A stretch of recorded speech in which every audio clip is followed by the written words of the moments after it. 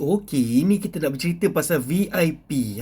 Income VIP ni kita kena pastikan kita jaga kita punya investment kita supaya kita sentiasa dapat income dari VIP punya bonus.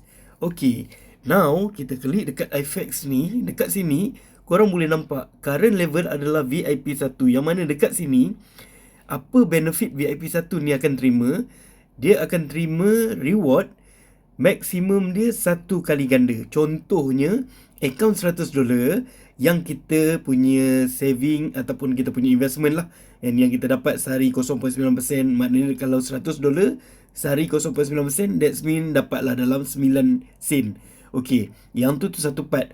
Tapi oleh kerana bila kita naik VIP 1, kita akan terima 20% daripada network kita. Contoh, di bawah kita ada $10,000 punya simpanan ataupun investment. So, apa dia dapat? Dia dapat everyday adalah $90.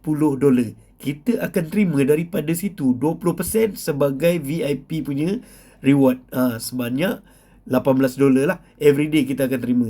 Means, kalau kita punya simpanan adalah 100, kita punya bonus akan terima sehingga $100. Contoh dekat sini, korang boleh nampak akaun ni dia dah sampai dia punya cap dia. Ni dia USDT bonus cap. And so sekarang ni USDT bonus baki tinggal lagi 7.33 yang akan kita terima pada esok jam 8.30 pagi. Sebab apa? Daripada $100 kita top up ataupun kita reinvest balik $100 akan pergi ke $200, and then kita reinvest balik $100 akan pergi ke $300. So secara tak langsung dia mengajar kita, walaupun akaun kita kecil, tapi kita boleh mula bina pendapatan semakin hari semakin besar.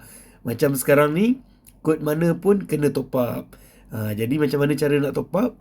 Untuk kita nikmati esok pada jam 8.30 pagi sebanyak $8.4. Macam biasalah.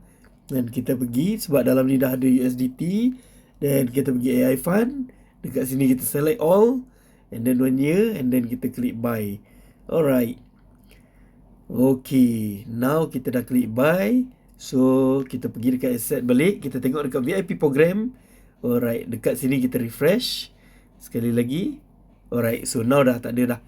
Means esok akaun kita sedia menerima VIP bonus sebanyak $8.4.